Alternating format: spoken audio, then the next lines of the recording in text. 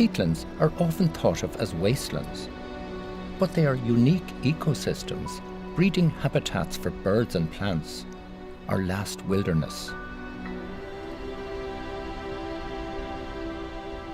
Peatlands are nature's water storage, acting as a buffer against flooding, providing clean water. And they are vitally important to the world's climate, storing more carbon than all the forests in the world. Ireland is unique because so much of our land cover is peatland, and the relationship between people and the bog is central to Irish culture. But this is a relationship that has changed over time. Over the last 60 years, our peatlands have come under enormous pressure, and something fundamental has to give.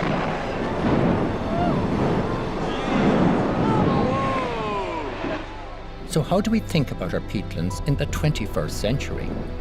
What is our responsibility to protect them, and why?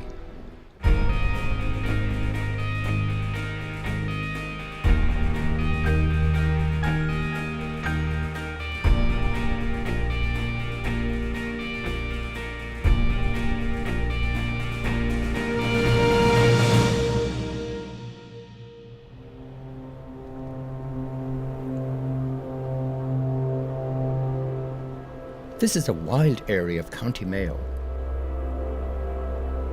11,000 hectares of peatlands and mountainous terrain in Ballycroy National Park. The Owenduff Bog nearby is one of the last intact blanket bog systems in Western Europe.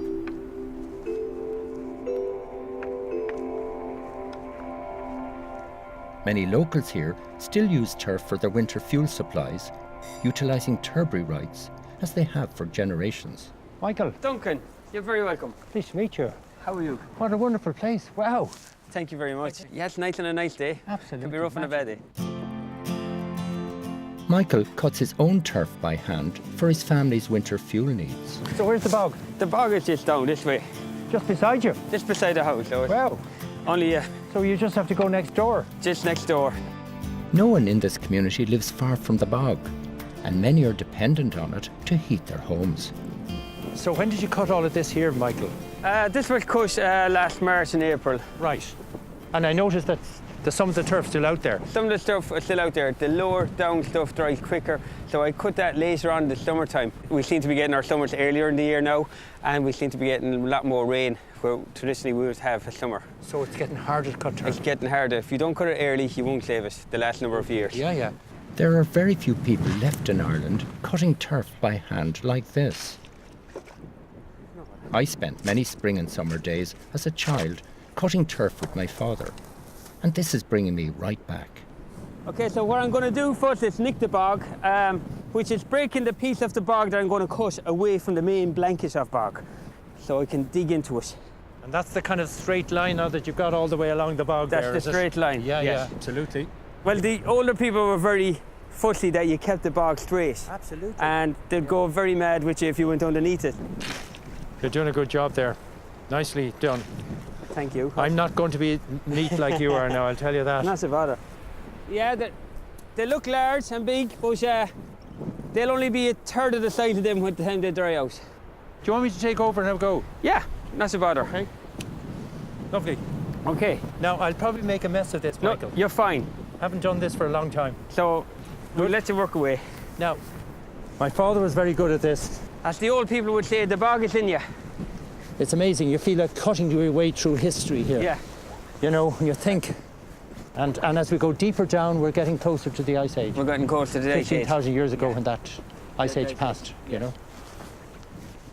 And would people now, for example, around the area that are buying turf from, say, contractors, you know, who have big machines, they go into the bog with big machines, which are obviously an awful lot more efficient at cutting the turf. Yeah.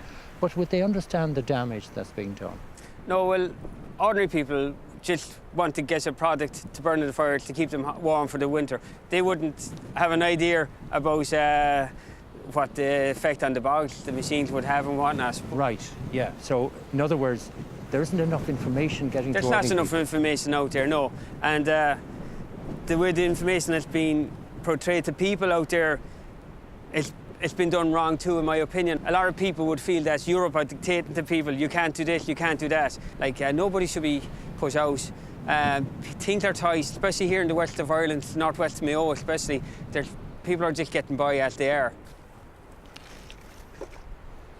I think I'm getting a bit better now. What do you think? Oh, I tell you. I've improved a bit. We'll be thinking of you on Christmas when we're sitting in front of a nice warm fire. The old way of cutting turf by hand is part of our culture and heritage. It all comes flowing back every time you go out there. Like. But unfortunately, the reality is very different today. Mechanised turf cutting is now the norm all over Ireland. Intensive mechanical extraction using hoppers and sausage machines to cut turf for heating and for other commercial uses has a much greater impact on the peatland landscape. It is widely thought that bogs are wastelands and that cutting turf is a productive use of a natural resource. But cutting our bogs can transform them from functioning wetland ecosystems into wastelands.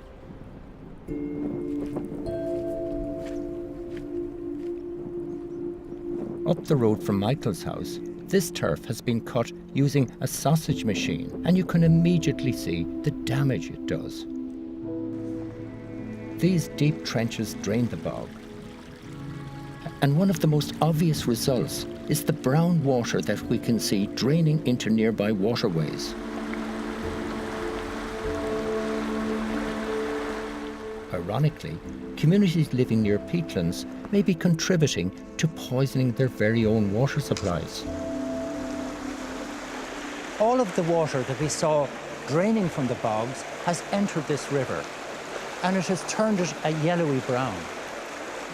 This river flows into Lough Fia. So what are the impacts of all of this fine peat further downstream?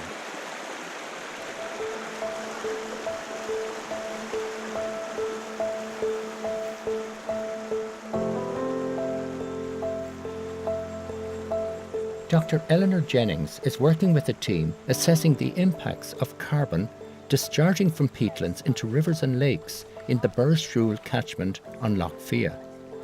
But you can see that the whole catchment, it's all peatland hills and mountains around here.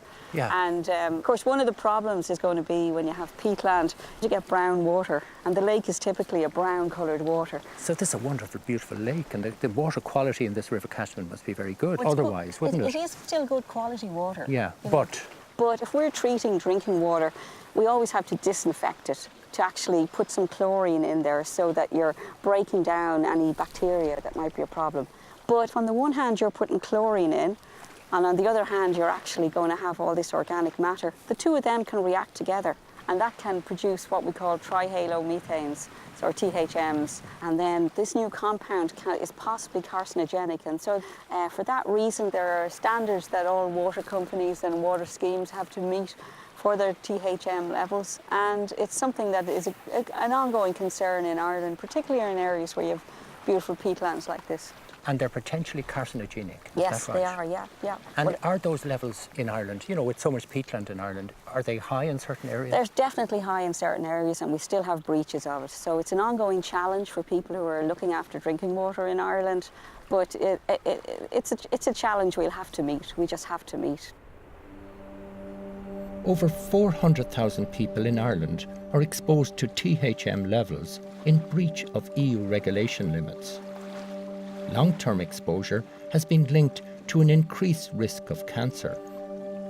However, the team here are working on something just as alarming. And would you test water now in different locations, like on this lake and up in the rivers? We're testing here, we're testing in all of the streams that are flowing in, because apart from just the amount of colour that's in it, we're also interested in how much carbon is coming from all these long-term stores, ending up in the lake, washing down into the next lake and ending up as carbon dioxide into the atmosphere. This is very serious, that there's so much carbon being emitted from damaged bogs through the water. So how much is making its way into this catchment area? Okay, so we've just taken the carbon dioxide sample and we're just going to inject it into the analyzer. What's in the atmosphere, is it? Yeah. The atmosphere currently is about 410, 407, 410 at the moment. Okay, and then we're going to inject in the sample that we took from the water. So currently that carbon dioxide in the water is 610 parts per million. So there's a difference of about 200 parts per million between the air and the water.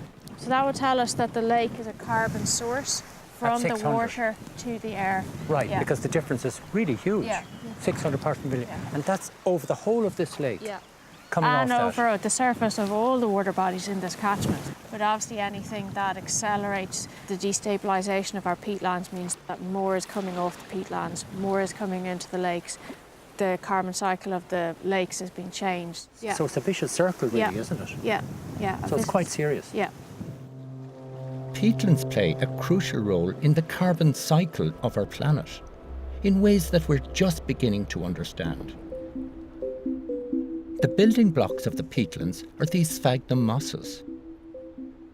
They absorb carbon from the atmosphere, which is then stored in this wetland ecosystem. In fact, all of the peat that is accumulated in our bogs is carbon that was absorbed from the atmosphere over the last 10,000 years. Since so much of Ireland's land cover is peatlands, assessing the amount of carbon being released from them is crucial. Work that Dr. Shane Regan and his team are undertaking on Clara Bog in County Offaly. Despite the fact that this is one of our best examples of a pristine bog, only 40% of it is active due to drainage issues. So why is the bog draining away like this? Well, it's quite complicated. If you look around the bog here, you don't see any drains on the surface. However, here in Clara, we do have that process occurring, but it's not due to drains on the bog, it's actually due to drainage outside of the bog. On the edges? On the edges of the bog. And what's caused that? Well, the drains would have been put in historically for turf cutting around the margins of the bog, and though that process has stopped, there's no longer turf cutting in this area, the drains are still having a legacy effect. This is painstaking work, and they're reaching some surprising conclusions. Okay, well, in our work that we've done, we find that the amount of carbon that's lost as dissolved carbon in the water through runoff is greater than that lost as an emission to the atmosphere. Right, so that's new now. I mean, I didn't know that that could be as big as that. So the amount of dissolved carbon that's Yes. flowing out of the bog through drainage Yes. is actually bigger than what's going up into the atmosphere caused by the water table Yes. being lowered. That is what our results are showing us to date. It's shocking to hear that most of our bogs are so degraded that they've now become carbon emitters instead of carbon sinks. We've lost 95% of our intact bogs in the last 60 years. Carbon emissions from extracting and burning peat from degraded and drained bogs could even be higher than our total annual transport emissions. Only half an hour away from Clara Bog is Bordnamona's Edenderry peat burning plant, and I'm going to find out how they fit into this picture. I'm on a journey to explore Ireland's unique peatlands and why they're under pressure. At the high end of industrial mechanical peat extraction and burning for energy generation is Bordnamona's Edenderry plant, one of the 3 in Ireland. Peat burning in power stations like this accounts for more than 20% of our total carbon emissions from electricity generation, but they only supply around 10% of our electricity. Campaigners have been calling for these operations to be shut down for decades. One of the reactions we're getting from people around the country, you know, when we talk to them about this, they're saying that, well, Bordnamona are allowed to cut turf, so why can't we continue to cut turf? What would you say to that? I think it's a very challenging situation. Bordnamona is responsible for less than 7% of the bogs in Ireland. So clearly when you look at the need for us to move forward in terms of the ecology and the sustainability of the peatlands, it's not just about Bordnamona, it's about the entire communities of people that are associated with peatlands. From our perspective, Bordnamona for energy peat has reduced from over 6 million tonnes down to our requirement at the moment, where we're harvesting just over 3.5 million tonnes of peat. So we're looking to move down a path to eliminate ourselves from burning peat in power generation by 2030. That's a really strong commitment. And by the way, can I interrupt you there? You would have the option to close down the plant or mothball it. Have you considered that? Now, immediately? No, we haven't considered that. Why not? Because we have a commitment to our responsibility to our workforce and our communities, and our focus is to transition rather than come to an abrupt stop. Peat burning power stations have been subsidised to the tune of €900 million over the last 10 years. Considering what we now know about peatlands and their importance, is this an appropriate use of public money? Well, I think it's very important that we, as an immediate measure, stop subsidising the extraction of peat for energy generation and perhaps even for horticultural extraction as well. You know, that is money that's coming out of our electricity bills. But perhaps we can use that money in better ways to help a transition away from the use of peat for power generation to other activities within the same landscape and within the same communities. Is it time that we stopped cutting turf and burning turf? Yes, is the short answer. There are communities who are very strongly invested and they need to be helped in the transition. And traditionally, you hear talk of going out and saving the turf and so on as a strong community building activity, which has diminished over time because it is not the sloughing and people going out in the summertime to save the turf. It is machines doing that work. But I think communities need to re-engage with the bogs and with the landscape in a new way.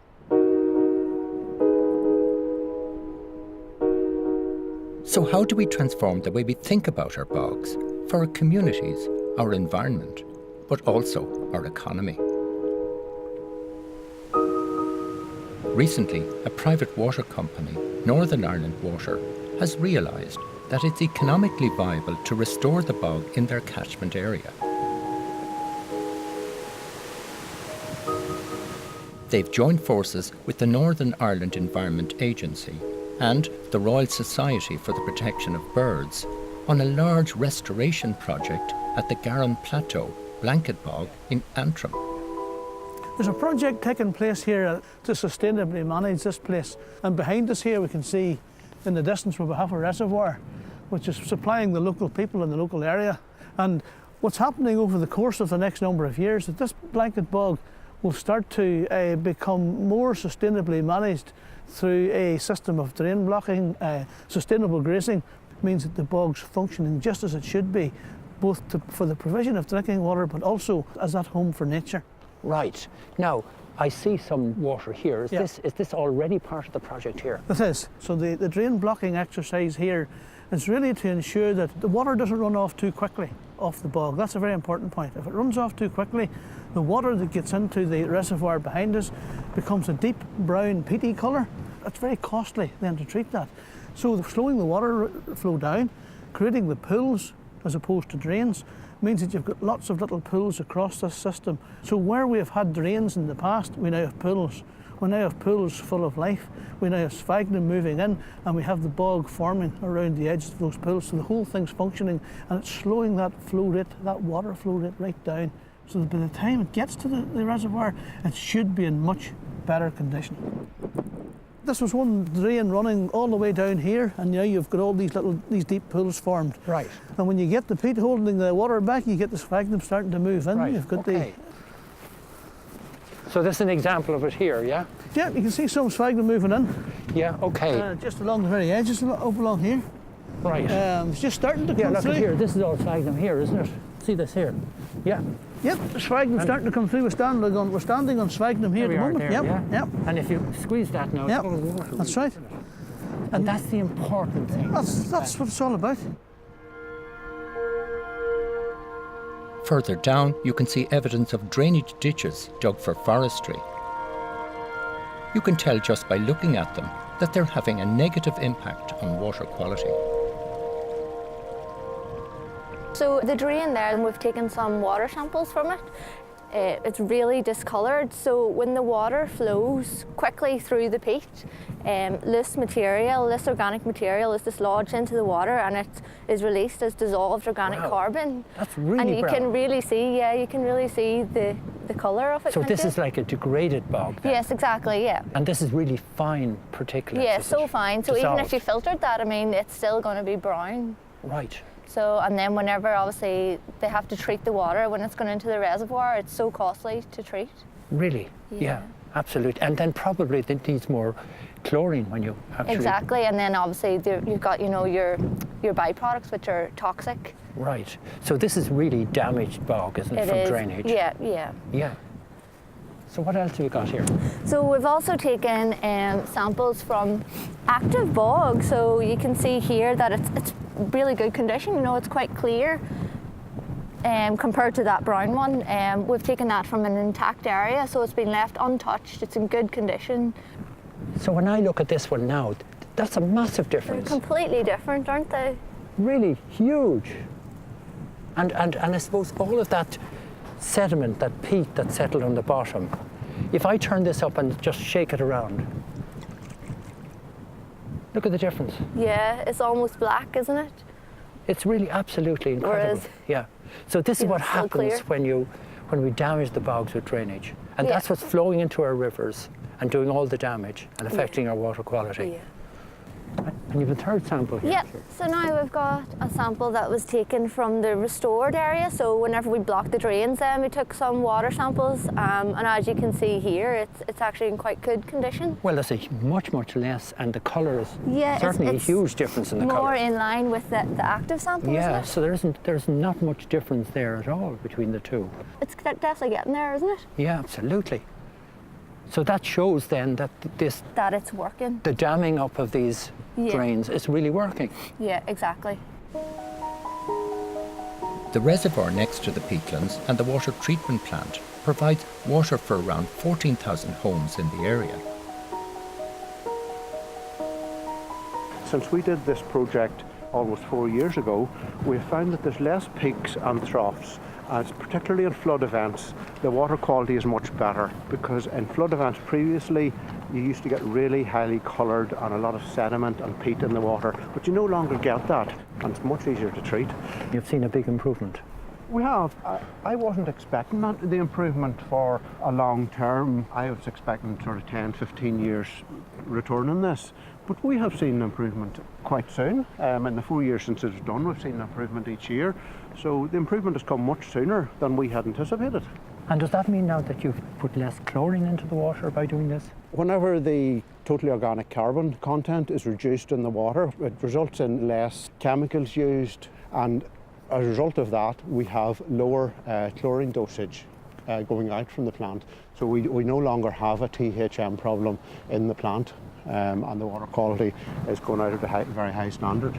So really there's multiple benefits in all of this blocking of the drains and the bogs. Absolutely, absolutely. It really improves in all aspects, both up in the bog and for us in the treatment, and for the consumer as well, because you don't have the THM problem either. While the aim of this restoration project is to improve water quality, one of the indirect benefits is that the bog has now started to function as it should, storing carbon from the atmosphere. This proves that there are workable and valuable solutions to change the way that we live with our peatlands. Our challenge is to find a just way to transition from cutting and burning peat that is sensitive to the needs of rural Ireland. We need to hang on to our remaining peatlands and let them do what they do best as productive, functioning ecosystems. We have so little left.